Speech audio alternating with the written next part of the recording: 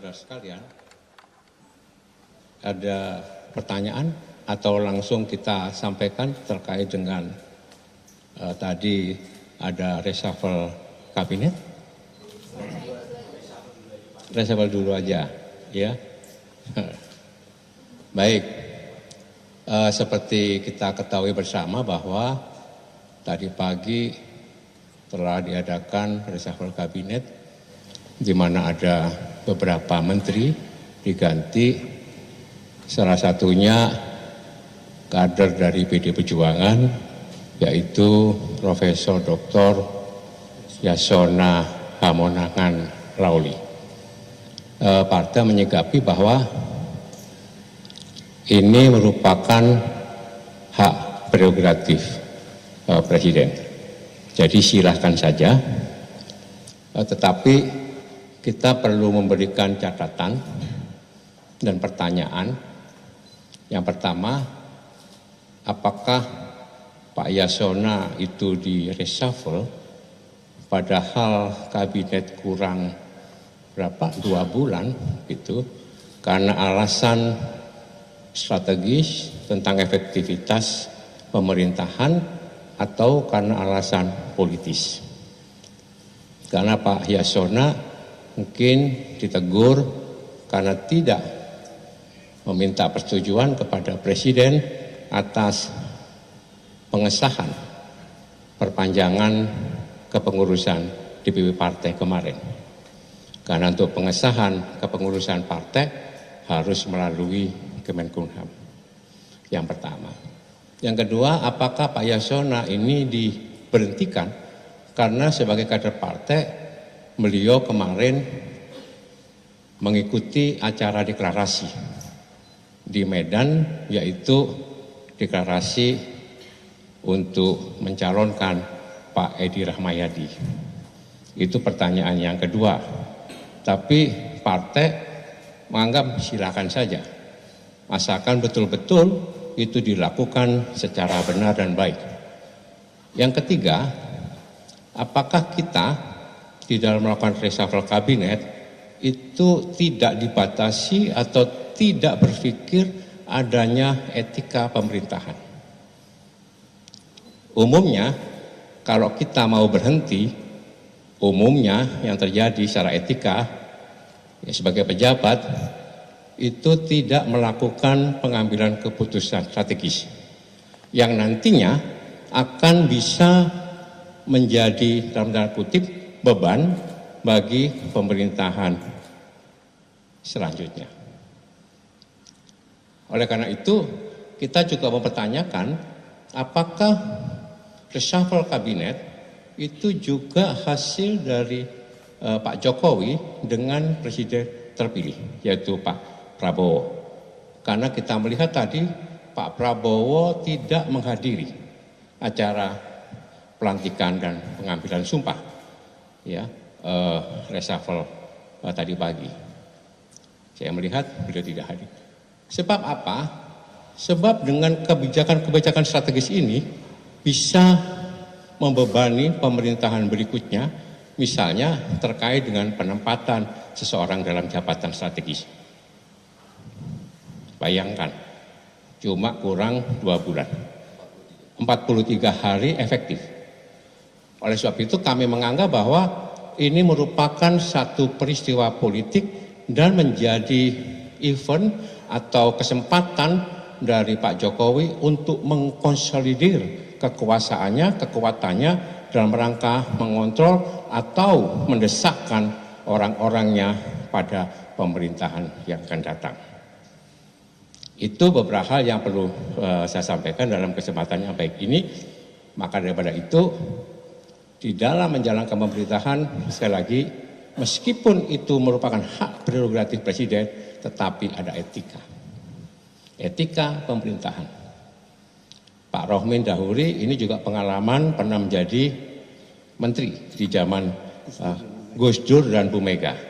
Dan Bu Mega sebelum lengser, sebelum berhenti, tidak pernah mengambil kebijakan-kebijakan strategis yang nanti akan membebani pemerintahan Pak SBY. Ya, hal seperti ini dan Pak Adian mungkin bisa memberikan tambahan. Iya, saya kira bagi kita yang educated ya, terdidik dan berhati nurani baik ya, bahwa memang reshuffle kabinet itu prerogatif presiden ya. Tetapi di seluruh dunia dan fakta sejarah membuktikan bahwa yang namanya penggantian presiden tinggal tadi berapa 43 hari, biasanya yang kita sebut dengan lame duck government, artinya tidak boleh mengambil kebijakan strategis. Dari sisi itu aja saya kira publik patut mempertanyakan apa udang di balik batu yang ada di benaknya Presiden Jokowi. Yang kedua adalah reshuffle yang mau membangun bangsa negara ini adalah reshuffle yang berbasis kinerja. Kita tahu ya bahwa kinerja Kementerian Hukum dan HAM yang dipimpin oleh Profesor Yasona Hammonang Lauli itu one of the best ya. Ini juga menimbulkan pertanyaan buat kita ya. Jadi sekali lagi kalau segala macam itu untuk kepentingan pribadi, keluarga ya termasuk reshuffle ini itu tidak baik untuk bangsa. Dan yang terakhir implikasinya memang akan sangat membebani presiden terpilih berikutnya gitu ya. Dan kita ini negara besar, negara yang potensi pembangunannya sangat luar biasa untuk maju makmur, tetapi masalahnya pun sangat kompleks. Kemiskinan masih banyak ya, 26 juta menurut versi BPS, kalau Bank Dunia kan masih 112 juta. Dan data dari Bank Kompas bahwa hanya dengan 22 ribu per hari untuk makan bergizi, tahu nggak ada berapa? 187 juta rakyat Indonesia yang tidak punya uang 22 ribu itu. Ya kan, artinya 67%. Itu tercermin pada IQ kitanya 78, ya kan, literasi kita juga terburuk kedua di dunia. Jadi masalah ini banyak sekali ya. Nah kalau segala macam keputusan itu hanya untuk kepentingan keluarga, nepotisme ya, dan bersifat politis amat berbahaya untuk Indonesia. Silakan Pak Adian. Ya. Mas Jarod sama senior kami tadi sudah menyampaikan bahwa reshuffle kabinet itu memang hak prerogatif presiden. Tapi dalam hukum kita mengenal adagium bahwa wibawa sebuah keputusan tidak lahir dari siapa yang mengambilnya, tapi lahir dari dasar-dasar pertimbangan keputusan itu diambil. Artinya bahwa menjadi penting bagi kita untuk melihat keputusan ini dasarnya apa. Kalau dasarnya adalah kinerja, Pak Yasona itu sudah bersama dengan Jokowi sudah masuk periode kedua ya, dari 2014, 15, 16. Apakah kemudian menukar teman lama dengan teman baru menjadi sebuah kebiasaan? Ataukah memang ada hubungannya dengan kehadiran Pak Yasona dalam deklarasi Pak Edi Rahmayadi? Ataukah memang ada hubungannya dengan perpanjangan masa jabatan DPP PD Perjuangan dan penambahan yang ditandatangani oleh Pak Yasona? Atau ada apa?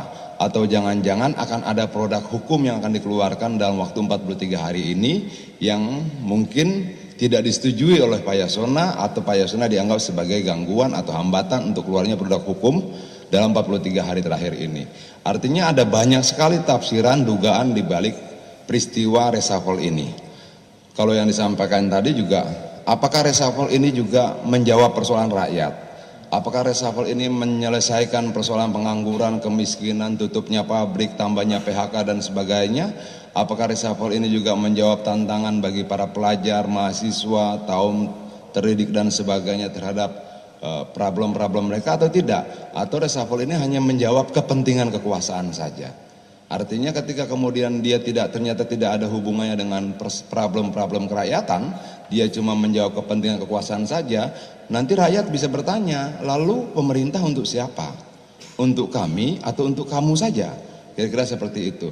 Nah itu yang kembali pada pernyataan saya di awal bahwa ada adagium hukum mengatakan wibawa sebuah keputusan tidak lahir karena siapa yang mengambil keputusan itu, tapi lahir karena berbagai dasar pertimbangan lahirnya keputusan itu. Ketika tidak mampu dijelaskan oleh negara terkait beberapa peristiwa reshuffle ini, maka itu artinya rakyat diperbolehkan untuk bebas menafsirkannya, bebas menduga-duganya, bahkan bebas mendapat kesimpulan. Kenapa? Nggak ada jawaban. Kenapa? Harus diganti si A dengan si B, apa alat ukurnya dan sebagainya. Menurut saya negara demokrasi adalah ketika sebuah keputusan negara, pemerintah bisa menggunakan alat ukur yang sama yang juga diketahui oleh publik. Kenapa kemudian saya ganti si A dengan si B? Karena 1, 2, 3, 4. Dan rakyat tahu alat ukur itu. Kalau rakyat tidak tahu, artinya itu sangat subjektif. Walaupun sekali lagi betul itu hak prerogatif. Tapi rakyat butuh tahu dasar-dasar pertimbangannya. Terima kasih. Baik, ada tanggapan, pertanyaan? Silakan bebas. Cukup? Oh, silakan. Mas Jarod, mau tanya Mas, berarti langkah yang akan dilakukan oleh PDIP setelah Pak Yasona mundur atau diganti oleh Pak Supratman ini seperti apa? Apakah nanti akan ada pertemuan dengan DPP secara khusus atau membahas ini secara khusus dengan Bu Mega Pak atau seperti apa? Enggak, ini biasa-biasa saja. Karena kita juga menyadari bahwa jabatan menteri itu jabatan politis. Dan ini malah bagus untuk Pak Yasona ya. Lebih baik beliau diberhentikan ya, dan bisa lebih cepat-cepat untuk bersiap diri. Karena Pak Yasona kan juga terpilih sebagai anggota DPR RI, ya. Rencana bahwa beliau September akan mengundurkan diri, tapi ini lebih cepat lebih baik. Dan beliau sudah sangat siap. Yang penting beliau sudah bekerja maksimal untuk membantu pemerintahan Pak Jokowi sejak 2014 sampai sekarang dengan sebaik-baiknya, dengan seluruh-seluruhnya, dengan berpegang teguh kepada konstitusi, ya. Oke. Pertama soal komunikasi dari Pak Jokowi kepada PDIP, artinya memang tidak ada komunikasi yang dilakukan terkait dengan kejadian Pak Yasona sebelumnya. Itu yang pertama. Yang kedua, apakah dari PDIP menilai bahwa memang reshuffle kali ini selain berbau politis, artinya juga Pak Jokowi sudah memiliki jarak yang memang cukup lebar pada PDIP Perjuangan ketika salah satu menterinya yang hari ini berarti tinggal bintang yang sudah didepak dari kabinet. PD Perjuangan masih ada beberapa menteri, di samping Bu Bintang, di situ ada Bu Risma, kemudian ada Pak Pramono Anung, ya. Tapi PD Perjuangan itu komitmen ketika mendukung pemerintahan itu sampai dengan selesai, ya, kecuali beliau diberhentikan, dianggap bahwa sudah tidak diperlukan lagi, ganti yang baru. Ya, jadi ini komitmen kita untuk bisa mendukung pemerintahan dan secara konstitusi memang seperti itu. Yang kedua, saya dapat informasi bahwa Pak Jokowi juga sudah berbicara langsung dengan Pak Yasona Lauli, ya.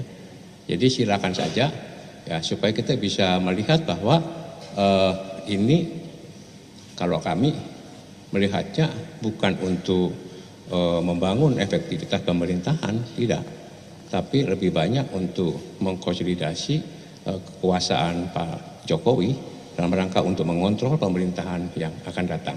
Coba sekarang bayangkan, dibentuk satu badan baru, Badan Komunikasi Presiden, Kantor Presiden, ya, ditunjuklah kepala badannya. Tetapi di situ ingat, itu ada kantor staf kepresidenan, KSP. Dan ada deputi berapa yang juga mengurusi masalah komunikasi gitu ya. Ya, ini bagaimana nanti koordinasinya? Siapa yang menjadi juru bicara presiden? Ini sudah ada konflik di dalamnya. Kami melihatnya seperti itu. Yang kedua, dengan penunjukan Pak Bahlil sebagai Menteri SDM. Padahal Pak Bahlil kita tahu beliau ini pengusaha tambang. Ya, apakah memang tepat Pak Bahlil ditempatkan di kementerian yang sangat strategis, konflik of interest. Apalagi Pak Bahlil digadang-gadang diajukan sebagai calon ketua umum Partai Golkar. Apakah ada kaitannya ini? Oleh sebab itu ini sifatnya lebih banyak politis. Kalau dikatakan bahwa ini untuk efektivitas pemerintahan, kita nggak percaya. Bagaimana bisa efektif? Cuma kurang dari 2 bulan efektif masa kerja mereka, ya. Jadi itu cukup. Mas, satu lagi Mas, melanjutkan soal tadi Mas sempat menyinggung soal Golkar.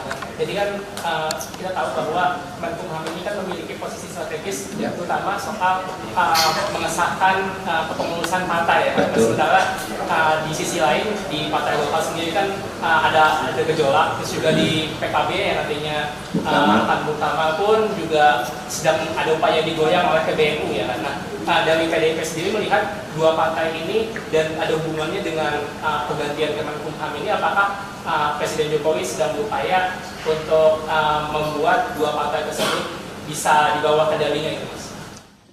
Mengontrol ya mungkin ya, karena sebelum 20 Oktober itu hampir semua partai melakukan pemilihan kepengurusan tingkat pusat ya. Ada muktamar, kemudian ada munas atau munaslup ya, kemudian ada Nasdem juga ya, PAN juga ya, dan yang menjadi penjaga gawangnya seperti ini adalah Kemenkumham, karena Kemenkumham yang mempunyai kewenangan di dalam rangka mengesahkan susunan kepengurusan partai politik di tingkat pusat. Apakah itu ada kaitannya? Kok kalau kita menjawab nggak ada kaitannya kok yo aneh gitu ya. Artinya kami menduga pasti ya ada kaitannya dengan persoalan-persoalan seperti itu. Oleh sebab itu kami minta pers untuk bisa mengontrol supaya betul-betul Kemenkumham itu berada atau berjalan di dalam koridor yang benar sesuai dengan konstitusi dan sesuai dengan konstitusi partai-partai yang nanti akan melakukan pemilihan kepengurusan di tingkat pusat. Ya kita yang mengontrol ya, jangan sampai dibelah-belahkan gitu ya. Sama seperti kemarin pernah ada kasus di Partai Demokrat, betul ya? Ya pernah dibelah, tapi Pak Yasona tetap kepada yang benar yang disahkan. Ya ini sebagai pengalaman kita bisa melihat seperti itu ya. Ya kita melihat nanti juga seperti itu harusnya kan sesuai dengan konstitusi masing-masing partai itu punya kedaulatan. Masing-masing partai itu punya anggaran dasar dan anggaran rumah tangga. Termasuk kemarin PD Perjuangan melakukan perpanjangan kepengurusan dan penambahan. Itu sudah sesuai dengan anggaran dasar dan anggaran rumah tangga. Di mana Kongres dikembalikan kepada 5 tahun sekali. Dan itu menjadi hak prerogatif Ketua Umum. Itu ada di anggaran dasar, anggaran rumah tangga kami. Oleh sebab itu Pak Yasona Lawli itu langsung menandatangani sebagai Menteri Hukum dan HAM, bukan sebagai kader partai ya, tetapi sebagai Menteri Hukum dan HAM yang melihat bahwa itu sudah sesuai dengan konstitusi partai kita. Oke? Cukup ya? Ini termasuk ini. Ini udah dijawab ini. Oke. Terkait apa tadi? Oke. Ya. Kita lihat ya nanti ya. Deklarasi itu dan kita bisa melihat ya bagaimana nantinya gitu ya. Kalau itu terjadi, maka PDI secara otomatis tidak bisa mencalonkan sendiri. Kalau begitu, kami tantang apakah berani ya pasangan yang nanti akan deklarasi dengan memborong semua partai itu melawan kotak kosong. Ya, melawan kotak kosong. Ya. Mari kita lihat. Atau ini akan berusaha diloloskan calon independen sebagai calon boneka. Ya. Karena banyak sekali ya ini masukan suara dari warga yang merasa atau membuktikan KTP-nya dibegal, KTP-nya dicatut. Ini sudah pelanggaran yang serius kalau menurut saya. Mari kita kontrol sama-sama ya. Jadi kami tantang gitu, mari kalau seperti itu kita berdiri teguh bahwa PD Perjuangan akan melawan ya siapapun juga yang merusak atau yang membuat demokrasi tidak sehat di kota daerah khusus Jakarta ya, di mana ini menjadi Jakarta itu menjadi magnet, menjadi percontohan perpolitikan di Indonesia ya. Jadi kami akan posisi itu dan kami akan selalu bersama dengan rakyat, yang mana rakyat menginginkan ada pilihan-pilihan yang sehat ya, di dalam pertarungan kontestasi kepala daerah, utamanya di Jakarta ya. Pak. Jakarta atau adakah nanti sampai pendaftaran 27 ada yang Kita lihat nanti sampai tanggal 29 Agustus posisi dinamikanya seperti apa.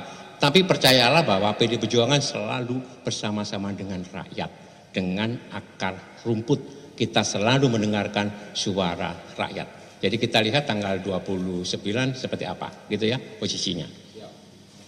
Pak Adian, tambahan. Pak Adian ini bahasa sekjen bidang komunikasi, berarti ngomong dulu. Ngomong, ada banyak ngomong kau. Apa sih? Ini Pak Faryamda bilang setelah deklarasi kasus bom ini, bahwasanya Jakarta tidak perlu ada pilkada, cukup pilih saja dan kasus bomnya secara aklamasi. Gimana tadi? Oh begini. Yang disampaikan sama Mas Jauh itu betul. Kita tidak pernah khawatir kalau ditinggalkan kekuasaan. Kita cuma khawatir kalau ditinggalkan rakyat. Kira-kira seperti itu.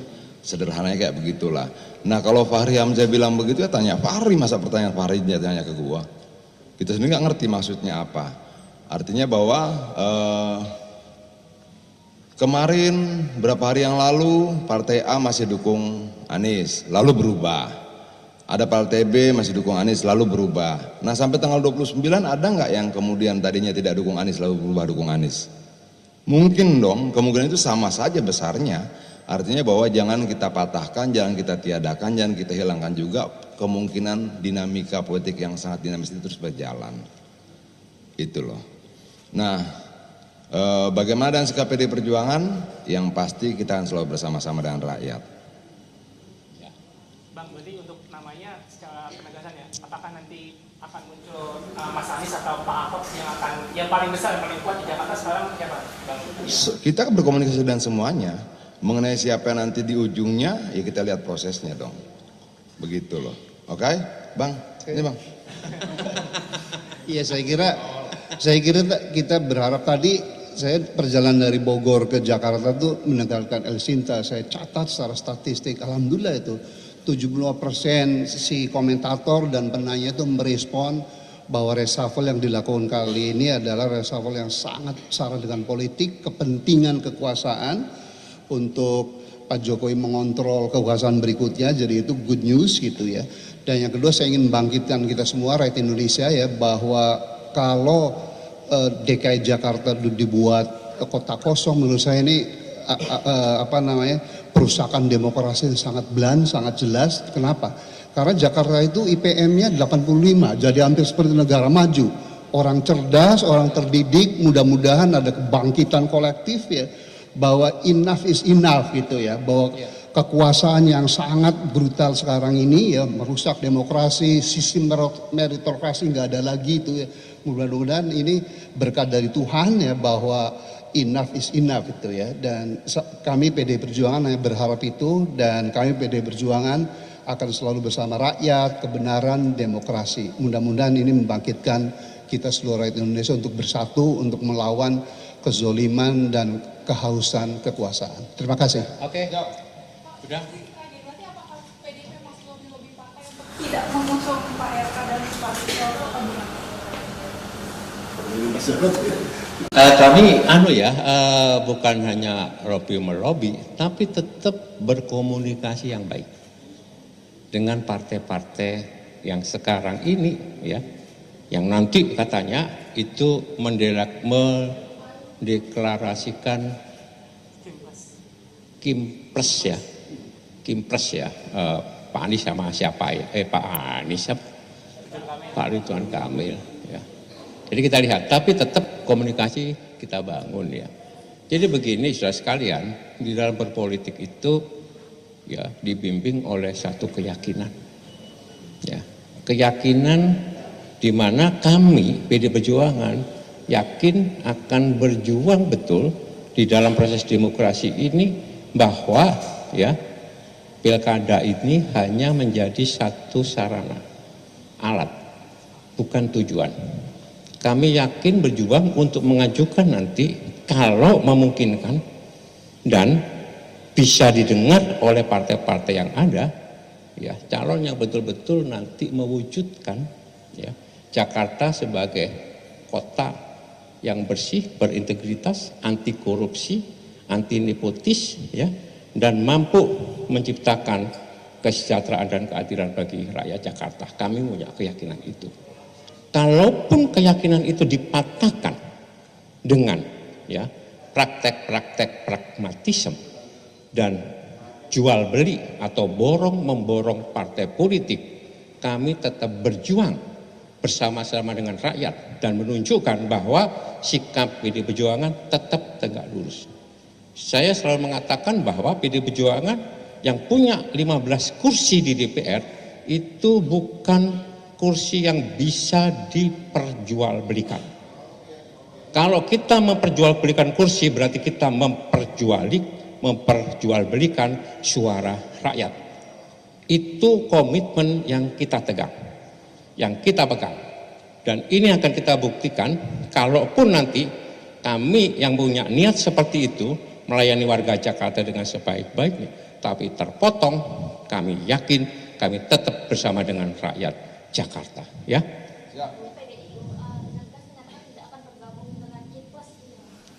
Jelas itu.